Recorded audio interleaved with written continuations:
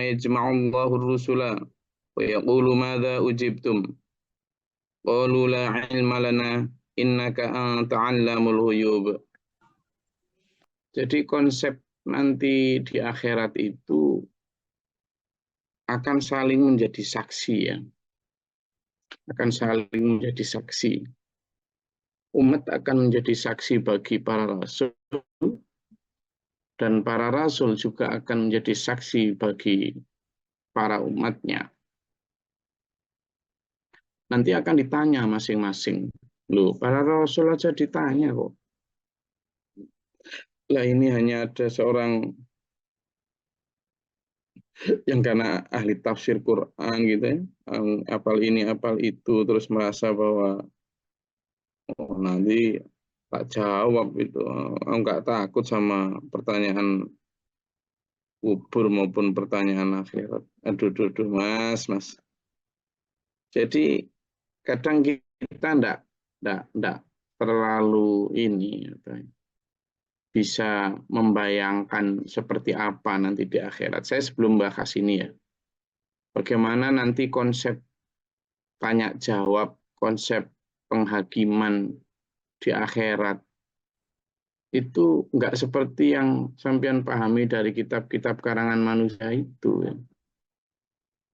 Kitab-kitab karangan manusia itu kan akhirnya banyak membuat manusia itu gampang karena ditambahi dengan cerita-cerita bagaimana nanti di akhirat ada orang yang protes kepada Allah, ada orang yang bisa dengan seenaknya bawa temannya masuk surga, ada orang yang dengan ini, ya banyak itu kalau kitab-kitab karangan manusia yang kemudian bikin-bikin cerita imajinatif tentang bagaimana nanti suasana di akhirat, ya kan?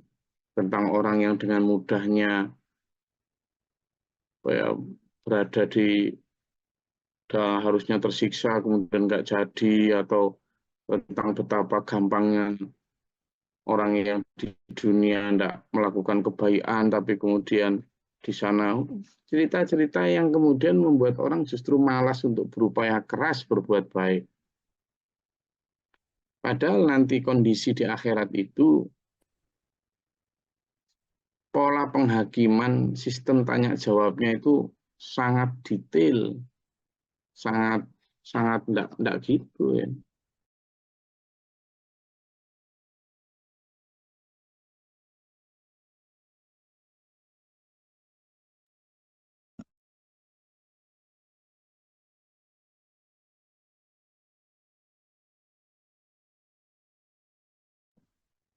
Jadi bahkan di ayat ini yauma yajma'ullahu rusula wa yaqulu madza ujibtum. Para rasul dikumpulkan loh. Semua tidak peduli siapapun dikumpulkan. Hai para rasul, apa yang kamu jawab? Apa yang kamu sampaikan? Atau apa jawaban umatmu ketika kamu menyampaikan risalahku? Nah itu. Berarti kan ini Rasul akan menjadi saksi buat umatnya. Apakah ketika kamu menyampaikan risalahku itu mereka membantah atau taat? Nanti ditanya. Ibaratnya saya kalau apa, misalnya saya nyuruh anak saya yang kecil, tolong ini siapa, panggil Mas ini yang anak saya yang gede itu ya. Terus nanti suruh gini ya gitu. Anak saya setelah itu balik ke saya. Dan saya tanya tuh, tadi gimana jawabannya kakakmu? Gitu kan? Atau malah sebaliknya, kakak yang gede tak suruh apa nasihati adiknya yang kecil yang main aja ndak pulang-pulang, ya kan? Yang dikasih uang 10.000, 50.000 suruh belanja ternyata gak karu-karuan. Nah, nanti analoginya ke sana. Nah, para rasul juga ditanya tuh. para rasul juga ditanya tentang kita, tentang bagaimana jawaban kita terhadap apa risalah yang disampaikan oleh para rasul, risalah Allah, perintah Allah, larangannya Allah, petunjuknya Allah yang ada di dalam ajaran agama yang tertulis di dalam kitab suci.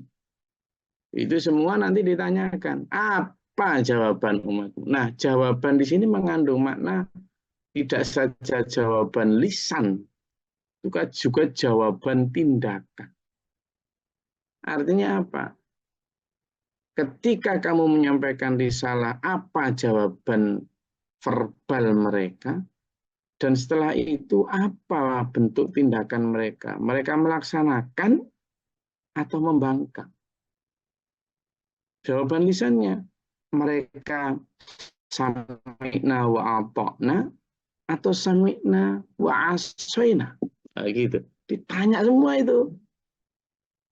Maka kata para nabi, para rasul, qalu, mereka berkata, la ilma lana. Kami tidak memiliki pengetahuan ya Allah. Ini maksudnya apa? Ya tahu para rasul akan menjawab, oh mereka ada dua makna ya, la ilma lana ini. Innaka antal alamul ghuyub. Kenapa? Innaka anta alamul ghuyub.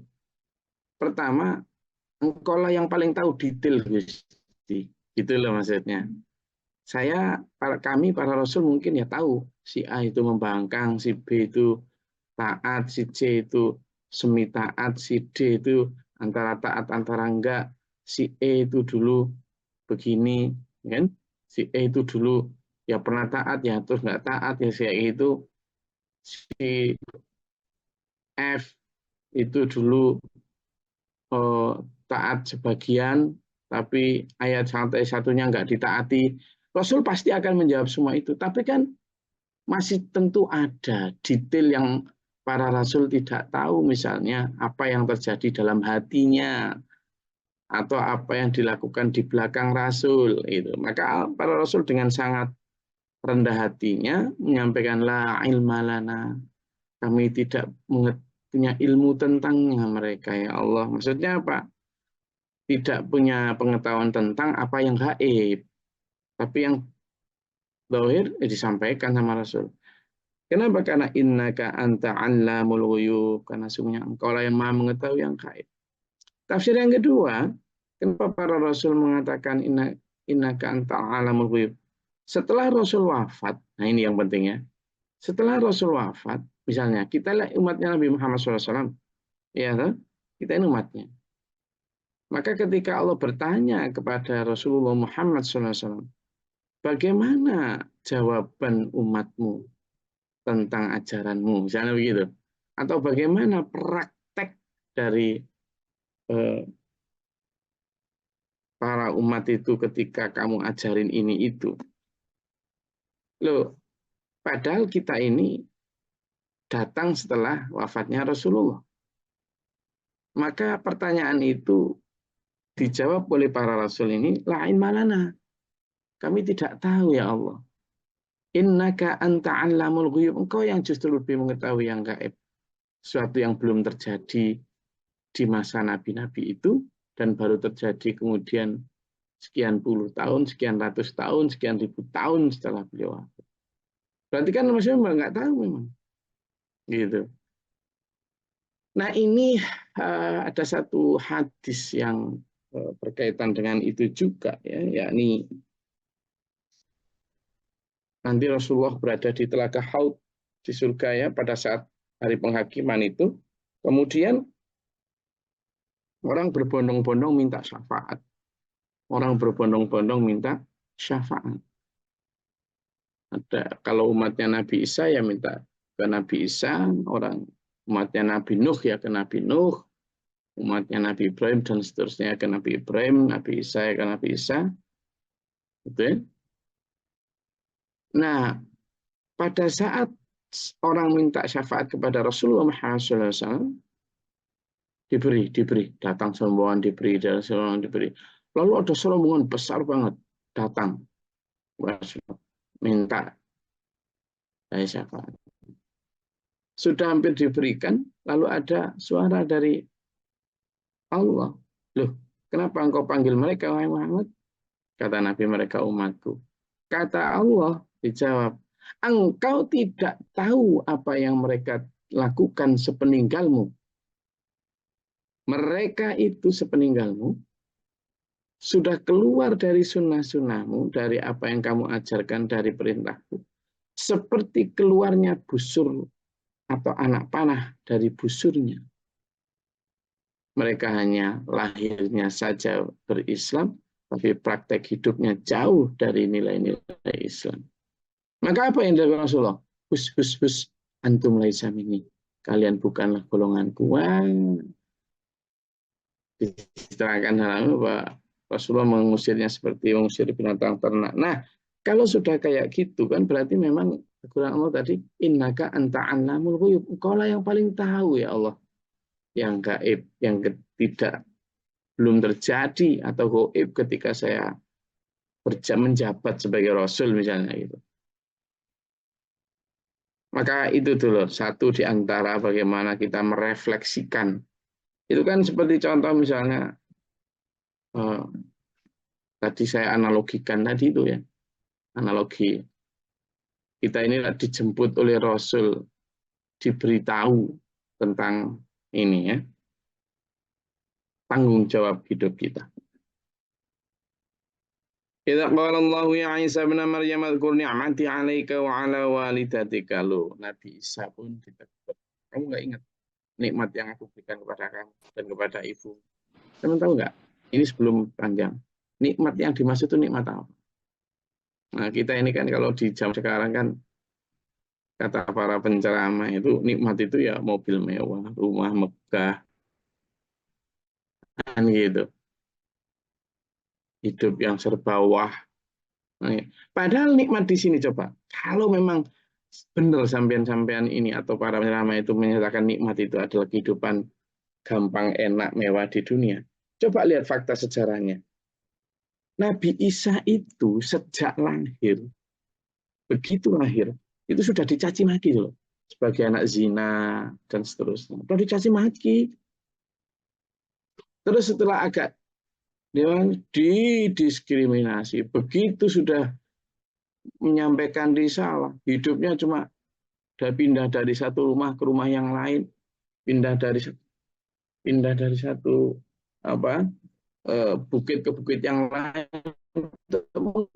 dari pembunuhan. Sementara coba ibu beliau walidatika yang disebut sini walidatika, ibumu menguzlah itikaf di mihrab, tidak bertemu siapapun hanya untuk berdoa, zikir. Nah, sampean dan saya kalau setelah habis sholat ya, diajak wiritan 5 sampai 7 menit gitu, cedek garuk garuk kepala itu, kesak kesini ya lah, otak otak apa apa sih sampean itu ya kan. Jadi padahal nikmat itu mah itu nikmat. Bayangkan teman kalau jadi ibu Maryam, setelah itu diuji oleh Allah ujian yang sangat berat, ujuk-ujuk hamil, padahal tidak pernah disentuh laki-laki sama sekali. Gimana beratnya psikis itu. Akhirnya terusir minggat dari kampung. Begitu minggat dari kampung, di satu padang pasir, tidak tahu nowhere, kemana, tidak tahu siapa, tidak ada makanan, tidak ada apa. Coba bayangkan, masa hamil tua, sampean jangankan hamil tua, baru hamil 1 minggu gitu aja udah, masa aku ngidam apa? Gunung Everest. Masa aku ngidam apa? Businya Innova. Makanan gitu, busi Innova itu sama dicampur sama ulinya apa? Wih, wayangannya wes aneh-aneh. Itulah Ibu Maryam yang dimaksud nikmat itu.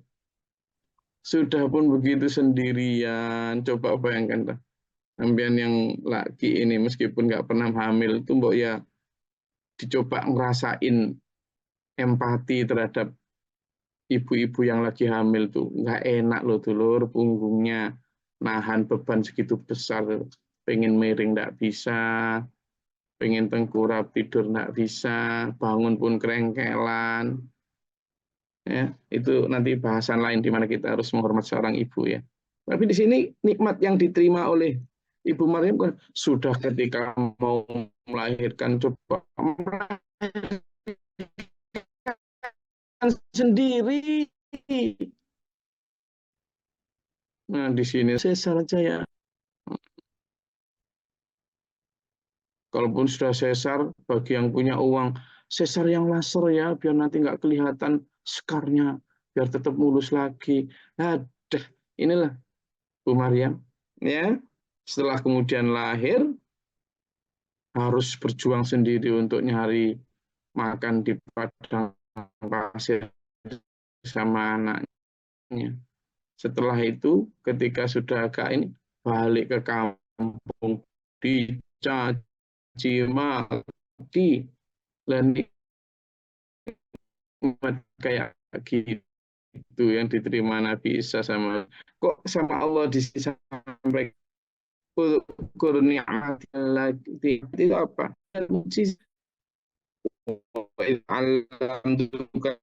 Kitab ketika aku mengajarkan kamu menulis wal hikmah dan hikmat dan tawat wal izin ini jadi pengetahuan Nabi tentang ini yang diturunkan langsung ke beliau. Takhluqu minat ini kahayati thairi biidni fatangfukhu fiha fatakunu thairan biidni. Dan ketika kamu membuat cetakan dari tanah liat seperti seekor burung. Nah, seperti saya sampaikan ya, menyerupai biidni dengan izinku lalu kamu fatangfukhu fiha fatakunu thairan biidni lalu kamu meniupkan ke dalam cetakan burung tadi, tiupanmu lalu kemudian hidup dengan izinku. Coba bayangkan.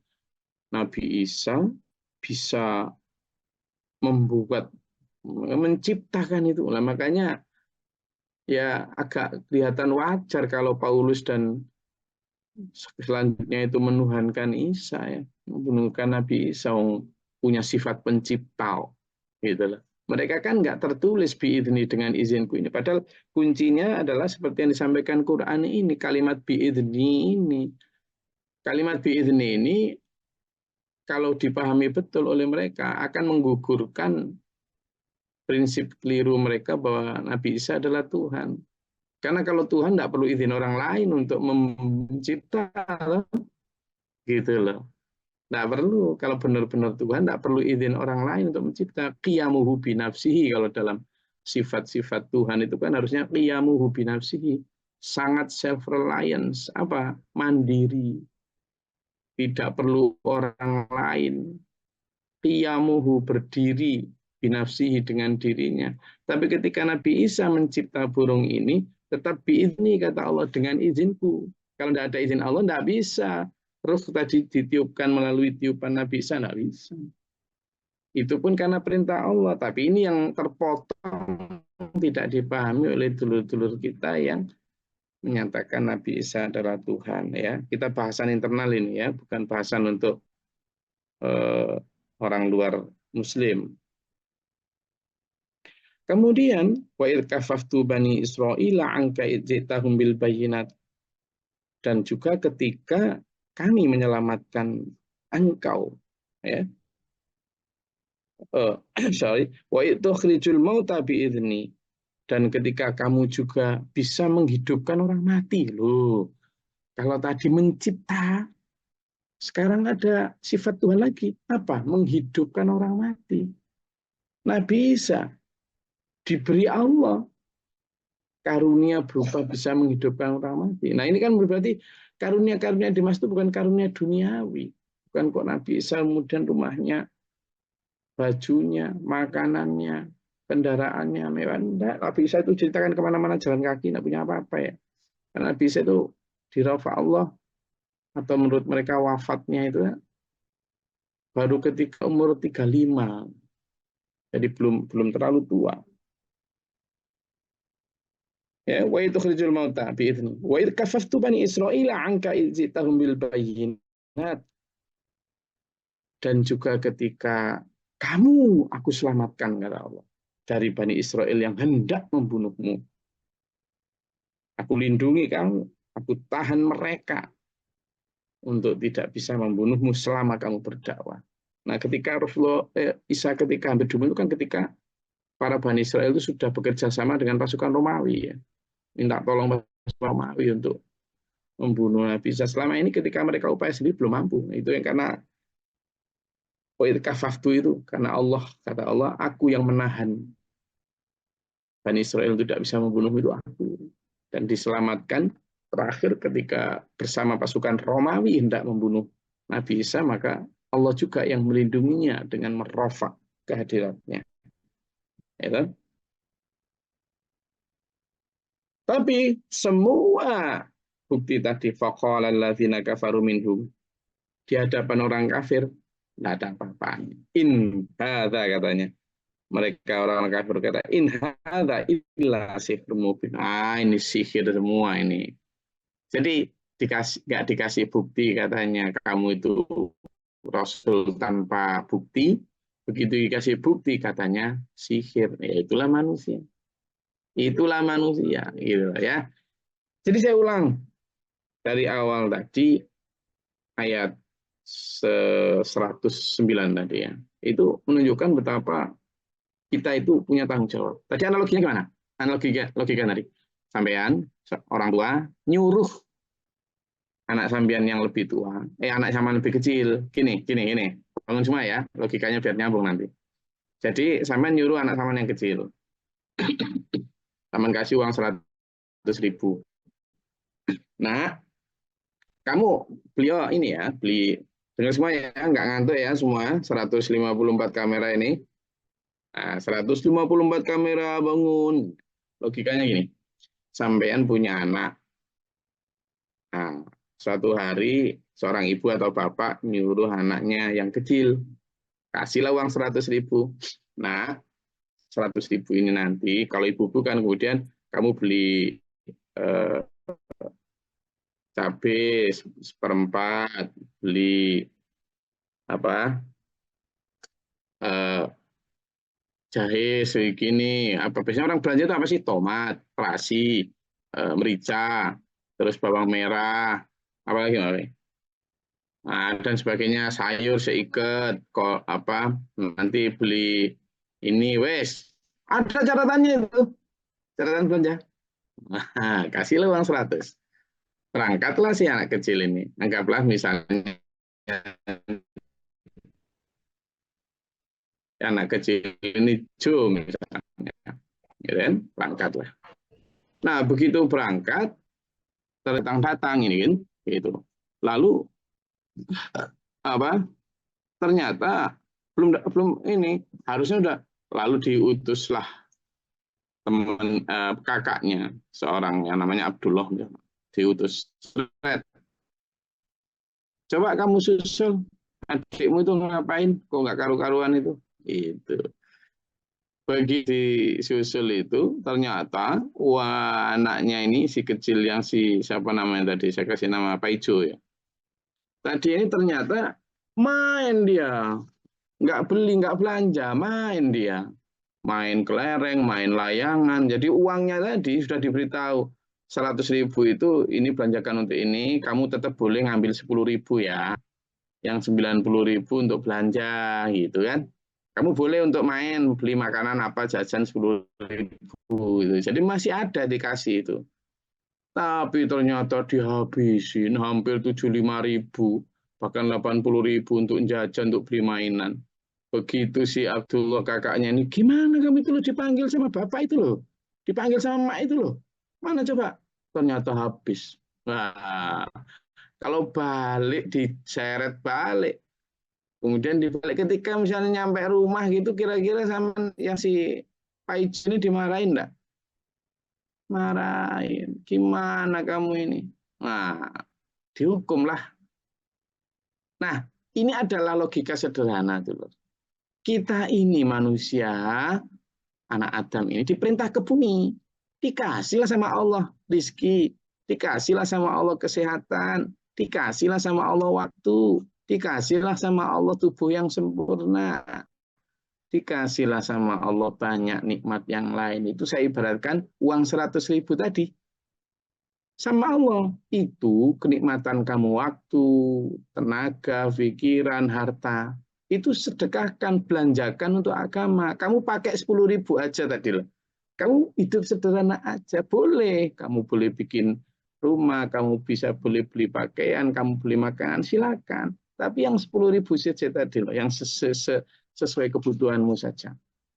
Yang lain belanjakan. Ada dikasih catatan kita sama Allah dalam Quran dan hadis catatan belanja kita. Ternyata kita itu loh main-main di sini, ya kan? Itu nah, yang 100.000 tadi kita itu lebih banyak kita belanjakan untuk main-main itu. Akhirnya diutuslah para rasul kakak kita lah istilahnya oleh Allah. Coba itu disusul gimana itu karetnya itu. Nah, makanya kemudian sampai ada ayat yang Allah sampaikan itu. A'udzubillahi minasyaitonirrajim. Ma uridu minhum min rizqi wa ma uridu ayyudhimun. Coba buka itu. Itu kan kayak semacam apa ya? Apa teguran gitu loh. Ya iya kan? Gitu loh. Jadi kayak semacam teguran. Aku loh nggak minta manusia untuk bikin gitu. Coba dilihat di surat Az-Zariyat ayat 57. Coba dibuka. Surat Az-Zariyat ayat 57. Coba, udah ketemu? Al-Zariyat ayat 57. Panggil. Sabun, Gus. Monggo. A'udzubillahi minasyaitonirrajim. Bismillahirrahmanirrahim. Aku tidak menghendaki rezeki sedikit pun dari mereka, dan aku tidak menghendaki agar mereka memberi makan kepadaku. Shadaqallahul adzim. Jadi uang 100.000 tadi dipakai untuk beli layangan, beli ini. Jadi seluruh nikmat yang Allah berikan ini sebenarnya untuk belanja akan itu ternyata ya hidup kita ini waktu yang diberikan Allah ini kan ibaratnya waktu yang diberikan Allah ini kan 100.000 itu ya. Ternyata kita pakai itu hanya untuk nyari makan, kita pakai hanya untuk nyari rezeki, dok. Waktu tadi itu sampai lupa tahajud, lupa apa. Maka kemudian ditegur sama Allah itu tadi. Lele, gimana catatan belanjanya bukan gitu kok. Aku enggak minta kamu belikan layangan, aku enggak minta kamu belikan kelereng. Enggak kata Allah, gitulah. Itu.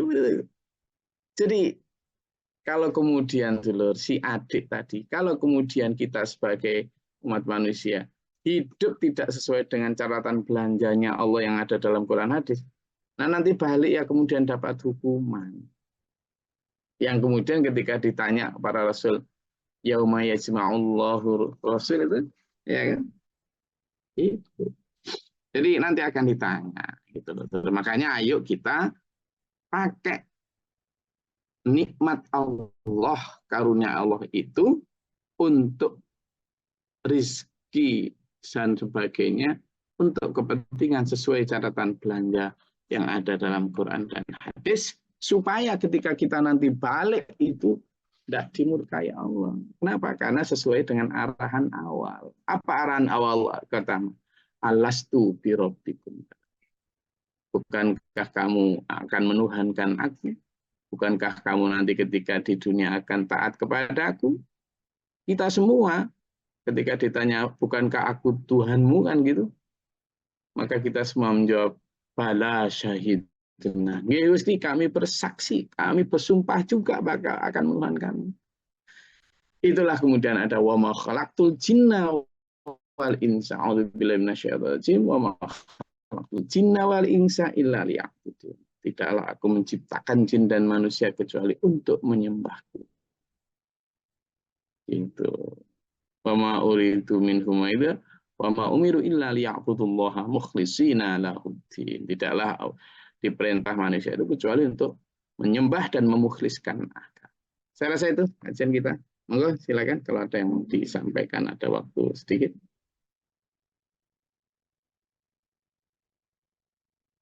Silakan. Nggih, izin Gus Lori. Eh, Berarti yang perlu kita pahamkan kepada diri kita sendiri adalah makna dari nikmat ini, Gus. Karena betul. dari gambaran yang disampaikan Gus di awal tadi, kenapa anak tadi beli mainan, kemudian beli ini dan itu adalah untuk kenikmatan menurut dia, kan begitu, Gus. Nah, bagaimana kita Betul. menggeser kenikmatan yang duniawi ini menjadi kenikmatan yang benar menurut kacamata Allah, guys. Nah, ini yang perlu kita Ya. pahamkan kepada diri kita. Matur suwun, guys. Jadi nanti kita kan itu biasanya kalau kemudian mau gitu kan kita kemudian berbantah-bantahan ya, bantahan dengan diri kita lah. Ketika kita salah menafsirkan apa makna nikmat itu, kita kemudian berbantahan dengan diri kita. Nah, bantahan diri kita itu ya, bantahan diri kita itu adalah dimulai dengan apa? Bantahannya dimulai dengan apa? Dengan satu konsep pertama, bantahan nakli. Bantahan nakli.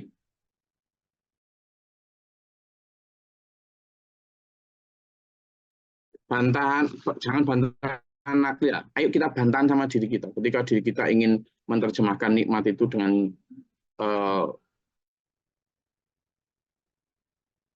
bahwa nikmat itu adalah ini, nikmat itu adalah itu gitu ya. Pertama, ayo dibantah dengan bantahan sejarah. Ketika an'amta alaihim yang kita minta dalam Al-Fatihah itu, ihdinas siratal mustaqim, ya Allah berilah aku contoh jalan yang benar-benar menyelamatkanku, yang lurus, yang tegak, yang benar-benar hak. Ketika kita ditanya Allah lagi jalannya siapa, kita jawab siratal ladzina an'amta alaihim. Jalan orang-orang yang telah Engkau beri nikmat ya Allah. Ya ditanya lagi, nikmat yang seperti apa? Ya siratal anbiya wal mursalin kan gitu. Ya ini jalan para nabi, para rasul. Lalu kita lihat sejarahnya, para nabi, para rasul. Mana yang menerjemahkan nikmat itu dengan seperti yang kita inginkan? Tidak ada. Tidak ada satupun. Mulai dari Nabi Adam, Nabi Nuh, Nabi Hud, Ibrahim, tidak ada. Semua yang dimaksud dengan nikmat itu adalah nikmat iman, nikmat kekuatan beribadah, nikmat ketaatan, nikmat ketakwaan. Karena fakta sejarahnya, mereka itu semua hidup mengajarkan kesederhanaan.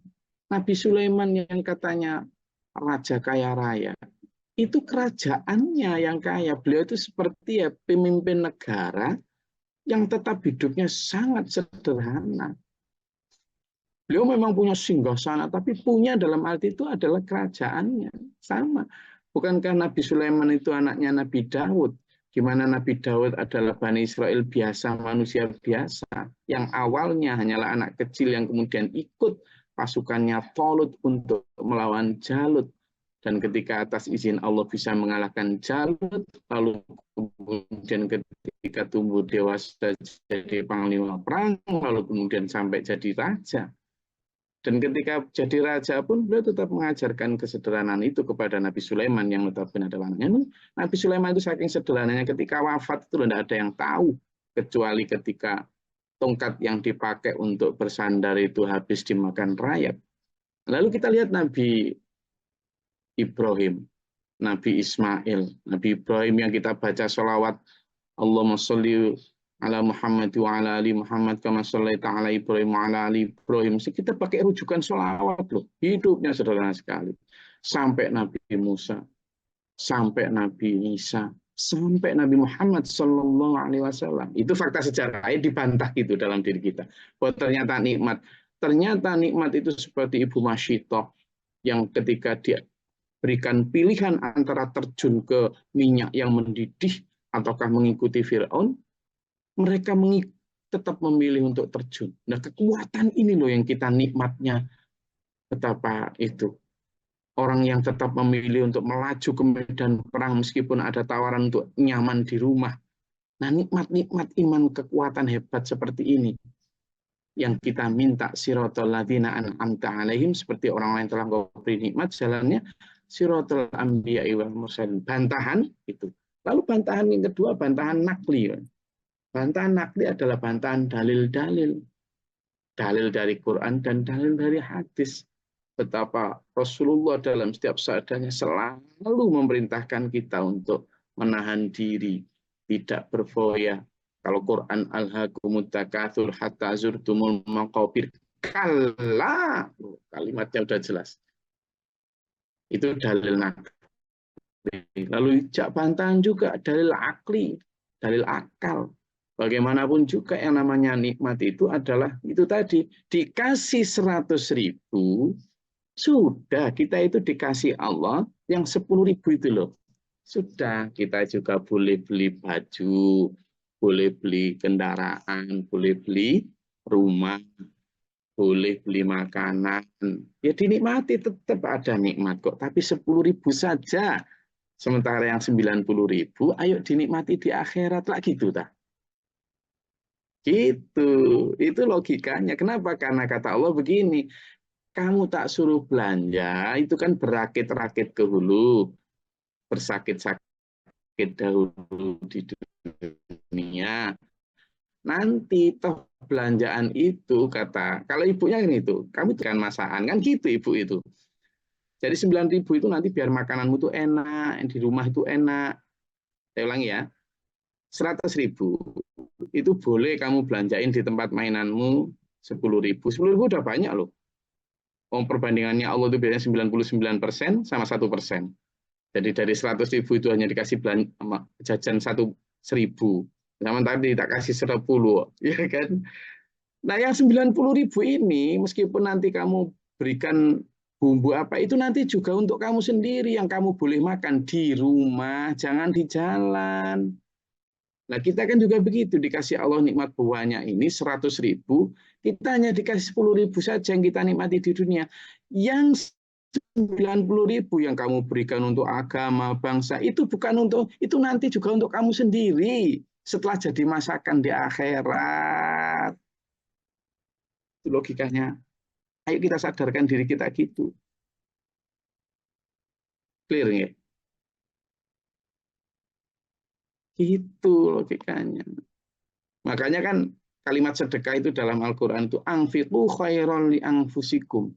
Infakkanlah yang baik-baik untukmu. Jangan ambil yang jelek. Kenapa? Karena itu khairan li anfusikum. Semuanya baik untuk dirimu. Itu nanti kamu pakai, kamu nikmati sendiri kok. Setelah dimasakkan ibu kita dalam tanda kutip ya kan, di rumah dan jadi makanan kita.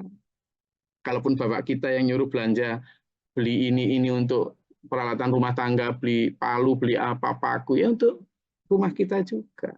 Gitu. Jangan dihabisin untuk main-main, beli kelereng, beli layangan. Nanti nggak bisa dinikmati di rumah. Gitu.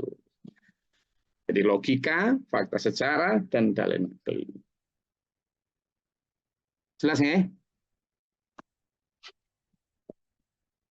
Oke, alhamdulillah jelas Gus. Jadi sudah dulu nggak? Saya rasa itu kajian kita pada pagi hari ini. Kamis optimis. Kita ketemu lagi insya Allah Sabtu. Besok kita ngaji Al-Kahfi. Mudah-mudahan bermanfaat dan berfaedah.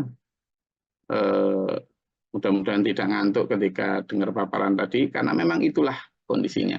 Analogi tadi sederhana, dan sesuai dengan saya berikan juga dalil-dalilnya, sehingga itu mudah-mudahan menyadarkan diri kita, bahwa hidup kita di dunia ini memang bukan untuk main-main saja. Silakan ya main-main boleh. Kemarin kan ada pertanyaan, masa sih Gus nggak boleh sedikit aja? Lo boleh. Kemarin kan masih ada pertanyaan itu kan. Itu boleh kata Allah.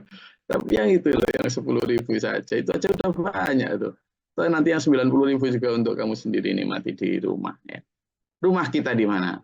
Rumah kita adalah waladarul akhirat alayal hayawan laukanu yang. Rumah kita adalah sungguh kampung yang sesungguhnya itu adalah rumah kita yang akan kita nikmati. Semoga Allah merahmati kita, mengampuni dosa-dosa kita, menjaga kita dari serangan Dajjal, menyelamatkan kita dunia akhirat kita, rezeki yang halalan thayyibah untuk kita bawa pulang akhirat. Di dunia wal akhirah. Allahumma shalli wa sallim wa barik ala Allahumma fil mu'minin wal mu'minat wal muslimin wal muslimat. اللهم اهدنا فيمن هديت وعافنا فيمن عافيت ولنا فيمن توليت وبارك لنا فيما أعطيت وقنا الشر ما قضيت فإنك تبارك ربنا وتعالى لك الحمد لله ما قضيت أستغفرك وأتوب إليك والسلام. اللهم دفعنا البلاء والوباء وقد الحسدنا ونجينا الشياطين ربنا نجينا ولينا أصحابنا من ربنا لا تجعلنا في المؤمنين ربنا من فاكتبنا مع الشاهدين ربنا لا تزغ قلوبنا بعد إذ هديتنا ربنا اجعلنا مسلمين لك ومن ذريتنا أمة مسلمة لك وأرنا مناسكنا ربنا آتنا في الدنيا حسنة وفي الآخرة حسنة وقنا عذاب النار اللهم تعالى باب رحمتك اللهم أنزل علينا رحمة بيدك قوة الأمطار وعدد الرحمة ربنا آتنا في الدنيا حسنة وفي الآخرة حسنة وقنا عذاب النار وقال سبحان ربك رب العزة عما يصفون لله رب العالمين. Assalamualaikum warahmatullahi wabarakatuh. Waalaikumsalam warahmatullahi wabarakatuh. Allahumma arhamna bil Qur'an.